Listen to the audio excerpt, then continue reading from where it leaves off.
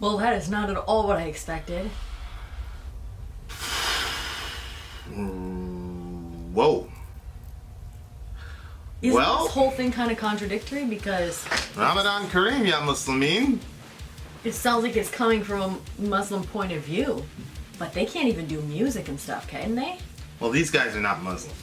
Well, they're coming from the Muslim point of view, though, right? Well, I think it's kind of satirical. I think it's kind of, it's a mocking type of thing. It's kind of like thy art is murder when they say die for Christ, die for Allah. They're mocking the Muslim way of thinking? What they're saying is this is their line of thinking. This is how they're thinking. Oh. Okay. So how did you get that? Do I not understand satire? Well, I mean, this is. What do you mean? How do I get that? This is not a Muslim band. Well, yeah, I know, but they don't have any. But couldn't this encourage a Muslim if they were to listen to it? I mean, they're not being portrayed in a very positive light in this video. Well, they're acting like. I mean, in the Bible, that's what they did. They would go and tear down the relics. Well, yeah, and idols. you're coming from a very, very specific worldview. But I mean, think about Nile's audience. Nile's audience is most likely our audience, who are mostly atheistic, unbelieving. So this type of language doesn't portray Islam in a very good light at all. Not to mention when he talks about the Banu Qurayza. Banu Qurayza, where it says who beheaded hundreds of apostated Qurayza. Yes. I mean, that's not really historically correct, but we'll talk about that. But you know, where they brought them all in a dish and cut their heads off by the hundreds. Yeah. So this is not portraying Islam in a good light at all. Right. That and when they said the whole thing, we must eradicate all that is not. Wait a minute. Yeah. Well, that part. But no, he was talking about erasing all history of everybody else. Yeah, the preservation of human heritage and the enduring achievements of mankind is secondary to the will of Allah. Is that what they're trying to do? Is that what the Muslims are trying to do? Well, so, I mean, we're going to do the song. And, you know, we've done Deicide, Kill the Christians. We've done Thy Art is Murder, Holy War, where we focus specifically on Christian issues. So, you know, the timing sucks because it's Ramadan, and we've got a couple Muslim listeners and village members. So, you know, I think at some level we probably need to have a podcast about this. So I agree. Yeah, Khalid, you're up, buddy. But you know, let's just go through the song. Okay. I think what's happening here to some degree is the clash of two views of the world, two ways of looking at the world, and to show that there is no. At some points, you can't find a middle ground, right? Oh. So, during, you know, the most recent episode was ISIS. So they went and they just destroyed a whole bunch of ancient relics and because they were paganism, because everybody in the A&E, if they weren't part of the Abrahamics, were basically polytheistic and pagan. Yeah. So they went in and you still have these looming, you know, statues and things like that. They just destroyed like a $2 billion worth of ancient history that now we're never going to get back. Right. Which is the I don't know when they wrote this song. Probably ISIS wasn't. I mean, they're focusing on Egypt. Amir ibn Alas, he was a guy that went and waged some wars around Egypt, and he couldn't finish the job basically. So it says, mute your computer.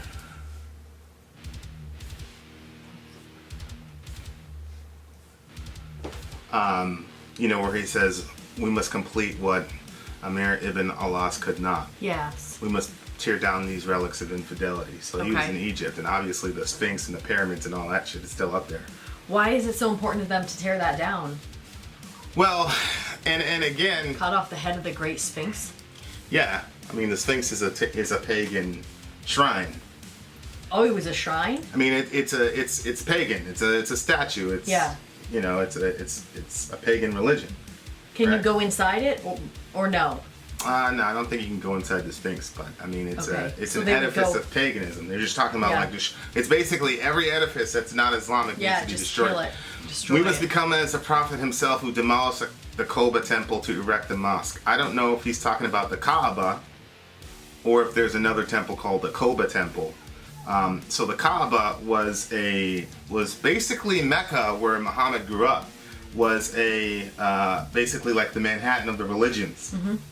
Because of the, where they were on the trade route. And so you had this place called the Kaaba, which was basically the house.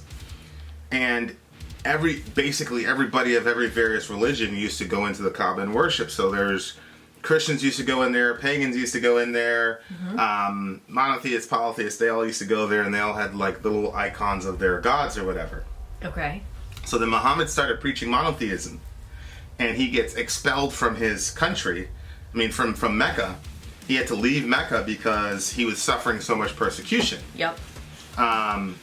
So, and it was terrible stuff. People were getting tortured to death. Women were getting tortured to death. So, there's a famous story of one of the earliest converts to Islam. He was a slave, Bilal, and they were torturing him like it was hot sand, and they put him on these hot rocks in the desert. And, they were burning him, and they said, basically deny Islam, and it's this famous story of Bilal saying Ahad, Ahad, which means one, that God is one. But anyway, the whole Islamic story is that Muhammad gets this revelation that there's only one God, and he's in a pagan environment, right? Okay. So these people don't react very well to him for a bunch of reasons. One is because he's basically denying the religion of their fathers because they were pagan, and two, they had an economic interest in keeping paganism alive because everybody was coming in there to worship in that temple together. Right. So he gets expelled. He goes to Medina. Mm-hmm. It's actually called Yathrib, but he renamed it Medina. Okay. He stacks up his army, and then he comes back. And by the time he comes back, he's so powerful that he doesn't have to wage any war in Mecca. They basically surrender. Okay. Well, in the Hadith, or in the Sirah literature, which is a biography of Muhammad, as he's on this camel, he starts striking down all the idols in the Kaaba. He just starts breaking on a camel? each one of them. Yeah, this is part of the, he starts breaking each one of them. He's going around the Kaaba and breaking each one of them. And so camels don't move very fast, though. You can. It's just a building, and it's just going in a circle. Yeah, you'd think somebody would have got him before he did all that. But anyway. Well, no, they didn't get him because they surrendered. Because surrendered. Yeah, so he came in there 10,000 deep. Oh, well, yeah, you could be on a camel then. So he's going in there destroying everything, and the only thing he left was this black stone, which was supposed to be a representation of Allah. So even like to this day, there's a black stone, and they go on. Is that the whatever. thing? Do they kiss it? Yeah, some of them kiss it. Yeah. Okay. Right. So after all this persecution, he comes back. He destroys all the idols, and he says, okay, now this is monotheism. The way that you get into Islam, you say La ilaha illallah wa Muhammadan Rasulullah. Like there's no God but God, and Muhammad is a messenger of God. So monotheism is a big thing for Islam. So and shirk means to assign other partners with Allah. So polytheism is like the unforgivable sin, right? Mm-hmm. So you can be forgiven for a whole bunch of other stuff, but polytheism, you die in the state of polytheism, that's over. it, right? So his goal was to the entire Arab peninsula by the end of Muhammad's sort of life was Islamicized, and you didn't have any they destroyed all the previous pagan monuments and all the rest of it. But Islam is not supposed to be an Arab religion.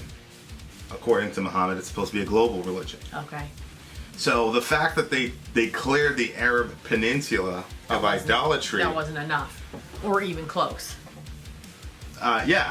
Doesn't mean anything because, Muhammad is everybody's prophet in their mindset. It's not just for Arab people. Mm-hmm. As a matter of fact, Arabs don't even make up the vast population of Muslims in the world. Okay. So that's kind of the mindset. So what happens is that you have these radical groups, just like Christianity has different denominations and atheism has different denominations. Yes.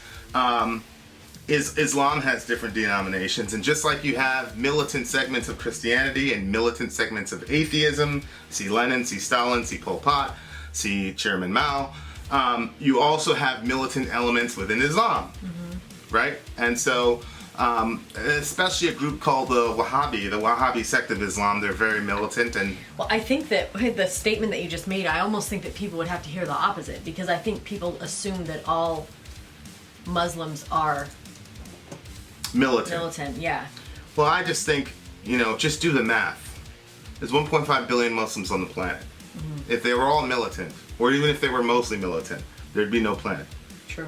Right? Yep. So, I mean, I think, I hear you, but I think for the most part, just like with Christianity and just like with atheism, the militant strains are in the minority. The problem is that they can do a lot of damage. They can kill a lot of people. We saw that with the atheist regimes of, Pol Pot and Mao, Chairman Mao and all the rest of it. You can do a ton of damage if even if you're a militant minority. So anyway, so what happens is you have this sect of Islam called Wahhabis.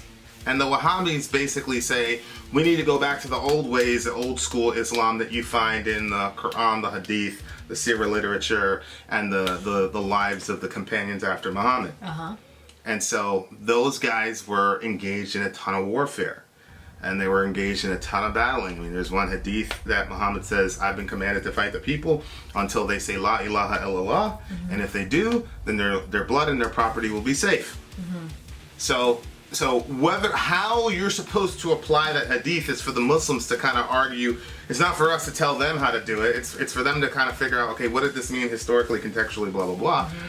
One interpretation is that we need to expand Islam throughout the world by the means of force if necessary.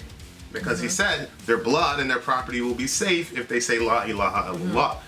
So that's the mindset.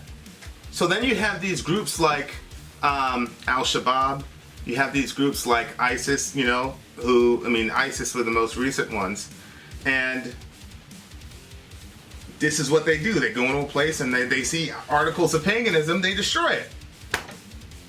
Because that's the example of... I mean, it makes sense. I just, Muhammad. for some reason, I never heard of that. The only thing that I heard was them killing people. I never heard of them breaking down symbols. Yeah. Now, you don't see this in the Bible. What you see is in the land of Israel, God's people, they were told to break down the articles of paganism in their city, right?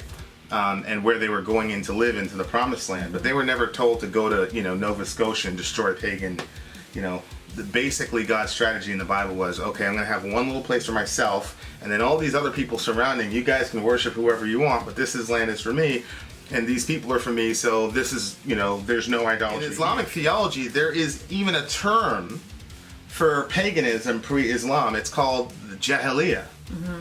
The Jahiliyyah means a period of ignorance. So they're saying this was around before you guys, and the Muslims, of course, but that's before the inception of the Prophet sallallahu alaihi wasallam. See what I'm saying? Yeah. So, that I don't think would bother a Muslim too much, but this whole thing is talking at, the enduring achievements of mankind are secondary to the will of Allah. Meaning everything that we do is secondary. What comes first is that we have to accomplish the will of God. Well, the reason why, old school pagan writings and edifices are valuable is because it tells us something about human beings during that time. And like, for example, people marvel to this day at the pyramids. Yeah. About how did we do this, and how it's mathematically accurate to the sun and the weight of the blocks and all this. It's just ingenious. Yeah. Well, imagine if that was all tore down. Imagine if the next generation of kids never even heard of the pyramids. They'd probably start saying, no, those never existed. That was just... Well, but that's kind of the point. It's like, this is an achievement of mankind's genius. Yeah. And now they're going to be disappeared because it's the will of Allah. See what I'm saying? Wow, yeah. So he's looking at the pagan shrines from a secular point of view, a naturalistic point of view, which is none of these gods are real. But they do tell us something about human beings and human nature. Like I say, I love the A&E, the ancient Near East. I love Mesopotamian theology and things like that. I mean, that was the seedbed of where we got the Bible. And these stories, like for example, flood stories and things like that, you know, the Bible's not the only ancient Near Eastern text that speaks about a global flood and all this. And there's of course, there are significant differences. The biblical creation narrative is very, very different from any other ancient Near Eastern text. However, there is also similarities, and so you can learn a lot about humanity, the human journey, the human spirit, human theology. There's a ton of value in looking at that stuff and studying it and knowing, getting to know it. And, you know, Egyptology is a discipline in itself because it's so rich and fascinating. And so he's looking at it from a secular perspective saying, what the hell? You guys are going to destroy everything. Right. Yeah. And these are our only... Okay, so that's why in the background you saw all kinds of like Muslim-looking people breaking down all kinds of stuff. It was Muslims. I think it was real footage of them demolishing these shrines. Oh my gosh. Because they really did. Well, yeah, there was some of the stuff where I was like, oh, why would you break that down? We could have... Right. Yeah, there's so much that could have been learned from that. Well, right. But from their perspective, there's nothing to learn. All you need to learn is La ilaha illallah. Right. That's all you need to learn. You don't need to learn all that other shit. But that's what I'm saying about clash of worldviews. It cannot be reconciled. And the only thing I would say is, you know, on the one hand, you're like, yo, this is really crazy, those terrible Muslims. But here's my thing. What if the Muslims were right? I don't believe Islamic theology is totally right in every jot and tittle. I'm a Christian. But what if Islamic theology was right? What if Muhammad was right? And what if there truly is no God but Allah? So then these guys would be right to do this. Yep. You see what I'm saying? Like, you got to put your mindset in the mindset of another person. Do a thought experiment. If Muhammad was right, if the Quran is truly the word of God, if the Hadith and the Sirah are real life examples of a person that you should emulate and follow, and if the Sahab, the companions of Muhammad, their lives were something that you should follow, then none of this is wrong. This is right. You should do this, right? And we're wrong to not do it. And you're wrong to not do it. Now, conversely, my Muslim friends, let's say the secularists are right. Let's say Muhammad wasn't right, sallallahu alaihi wasallam. But let's say that he wasn't right. And let's say that Islam is not a true theology and blah, blah, blah, blah, blah. These guys would be right. We would be making a tremendous mistake by doing this. So that's why I say, like, all of us have presuppositions and worldviews. Because, like, immediately I think... any person who's not Islamic who's listening to, and maybe some Islamic people who are listening to the song would immediately, that's terrible. How could they do this? Yada yada yada. And without thought of, what if they're right? Because if they're right, they're doing the right thing. They're doing God's work. You know, that's the question. The question is this true or not? That's the question. And by the way.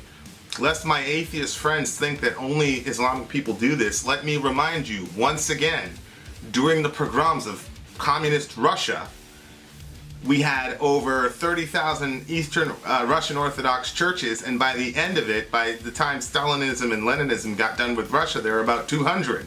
So if you want to talk about like destroying shrines, atheists can destroy shrines like nobody's business. So let's not go there, please. I mean, this is a human nature issue. You know, I'm having, you know, we're probably gonna need to have some atheists on the podcast, but for sure. we need to exercise some intellectual honesty, please. Atheists destroyed shrines in the name of their worldview. Muslims have destroyed shrines in the name of their worldview. I don't have anything off the top of my head, but I'm sure Christians have done it themselves. And if we haven't destroyed shrines, we've done worse. I know that for a fact. So, I do want to talk about a couple things though, like when he says the hundreds of apostate Qurayza. Again, Banu Qurayza. So what happened is the Banu Qurayza were a Jewish city, a Jewish tribe, and they had come into an alliance with Muhammad. Okay. Muhammad ran into a situation with this other tribe. These basically other tribes confederated to come against him. Okay. It's called the Battle of the Trench. Yep. Muhammad sent his delegates to Banu Qurayza and said, hey guys, we're in trouble. We need your help. They said, fuck you. You're in trouble. We're on the other side. So Muhammad said, word. Okay, that's cool.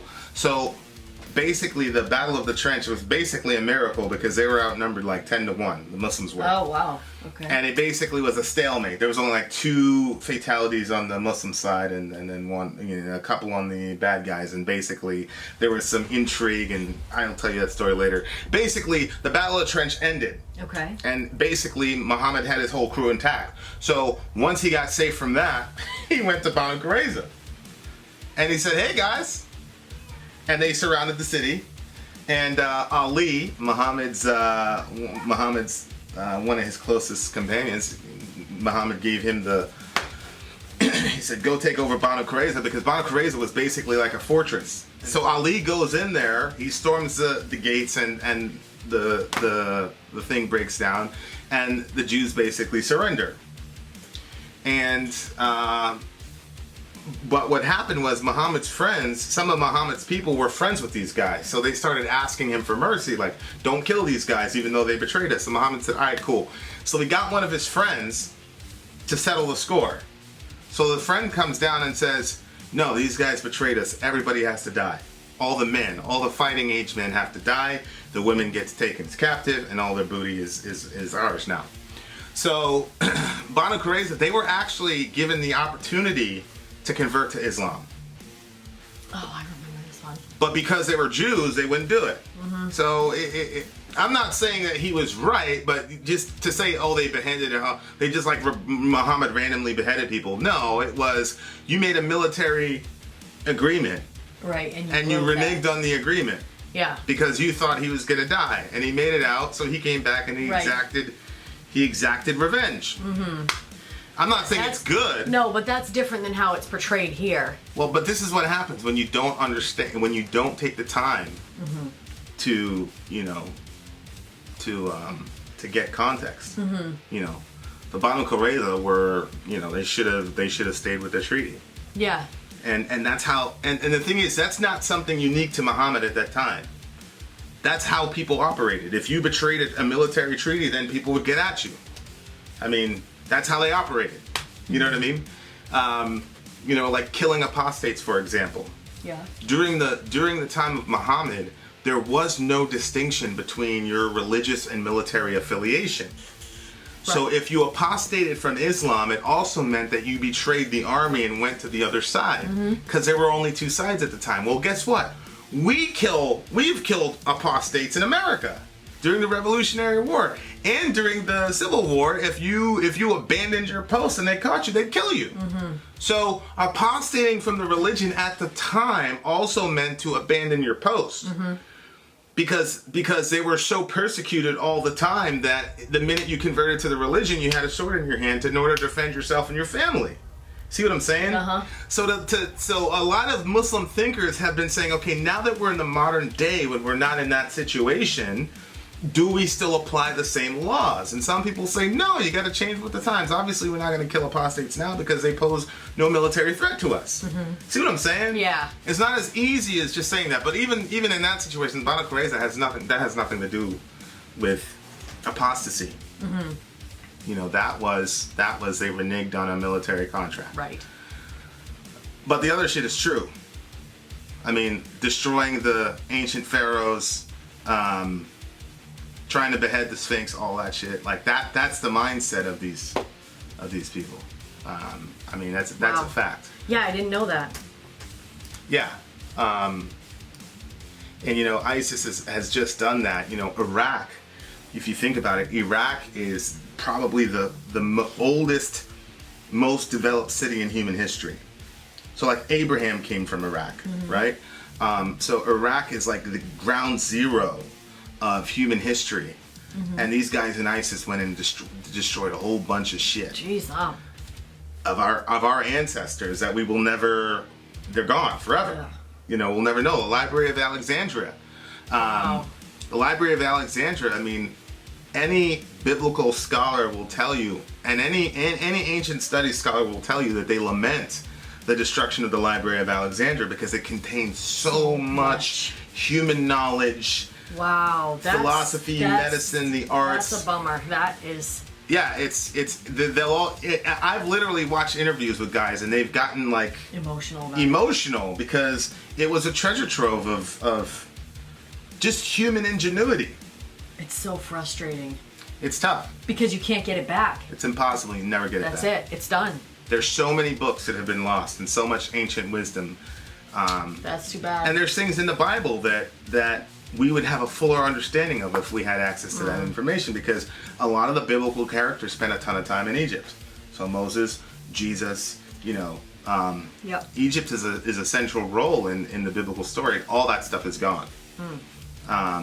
So I mean, burning a vast accumulation of ancient When knowledge. did they do that?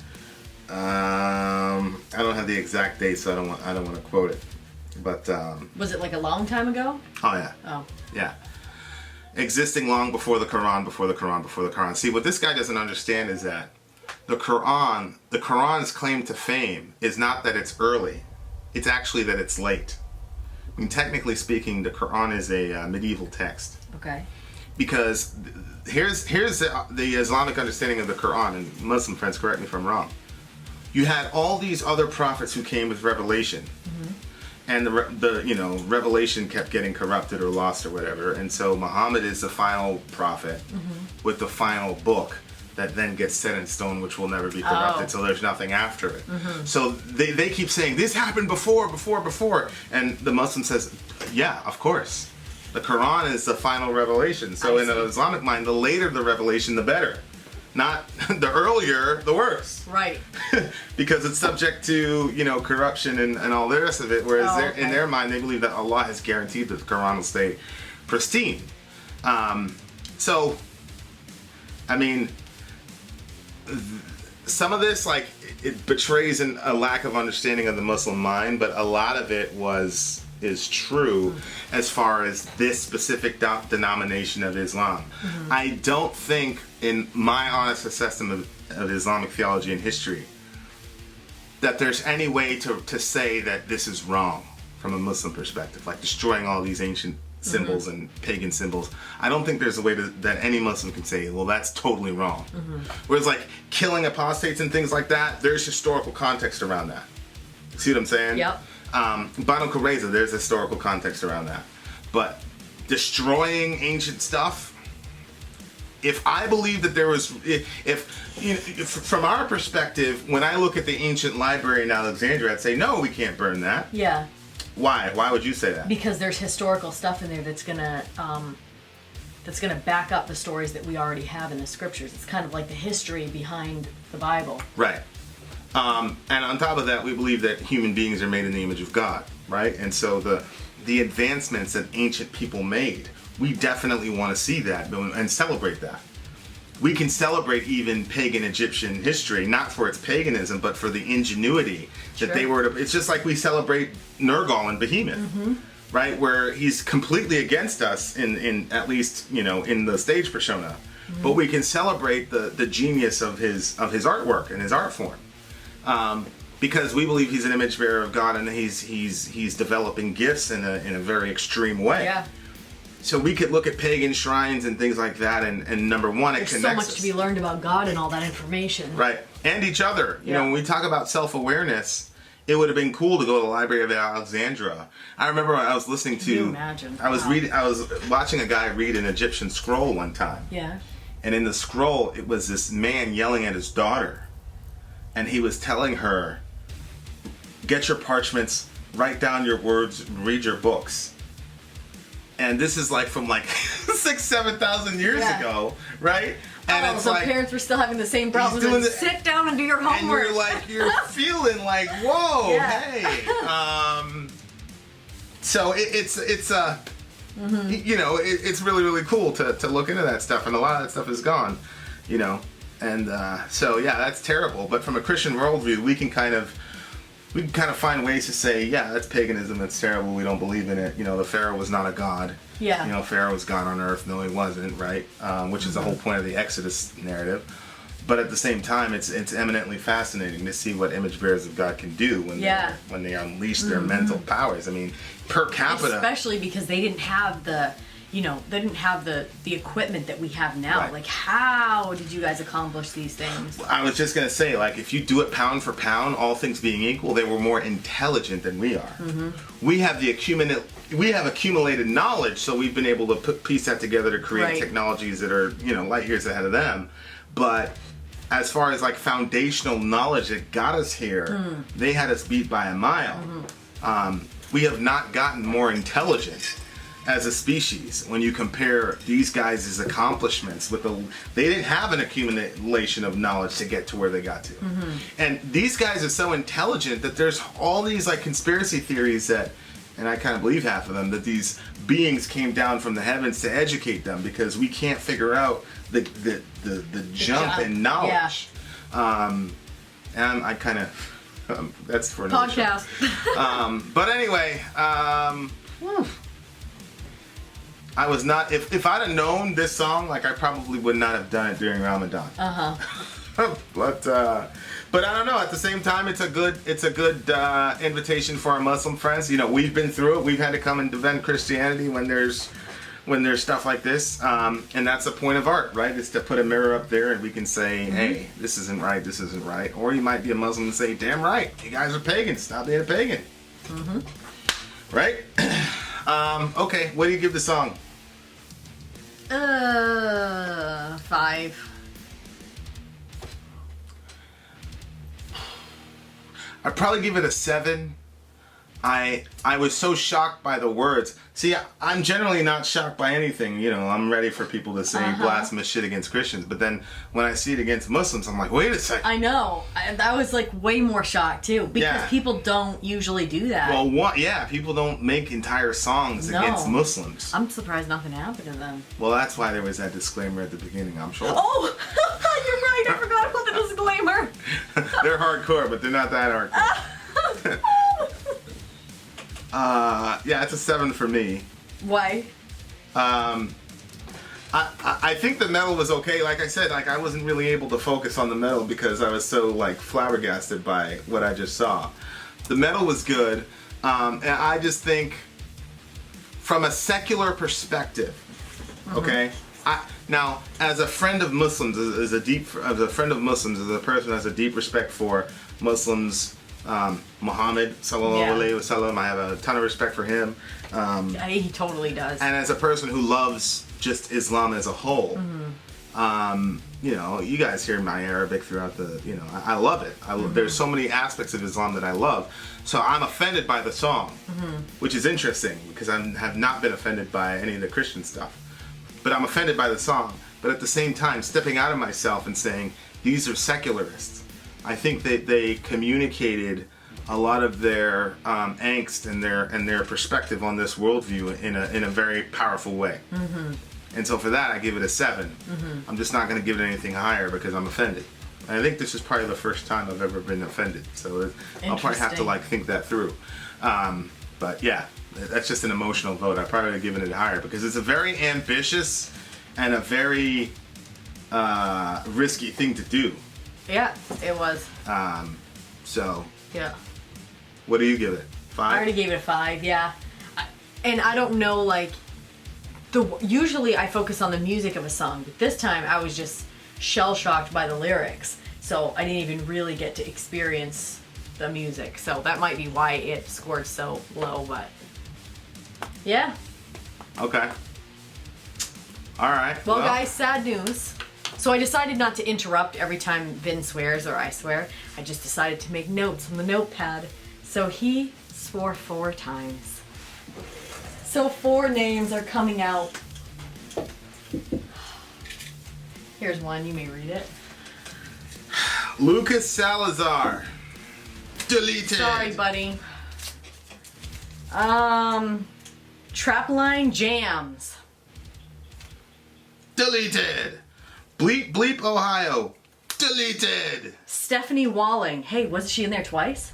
I think she was. Oh man, the odds were against Gods you. were against the color of a law, Stephanie. So there's only 2 names left in there, so if Vin would have swore one more time, we would have had a winner. Oh, that's how it's gonna go. Yep. Okay. Somebody was like, why should we be punished for your potty mouth? That's a good question, That is a good man. question. What do you mean? You're the one that came up with this concept. Well, think of another way for us to do this. This, I think, is fun. And the winner is going to like us. It doesn't guarantee we're going to do your song, but it does bump up your song request. What do you mean it doesn't guarantee it?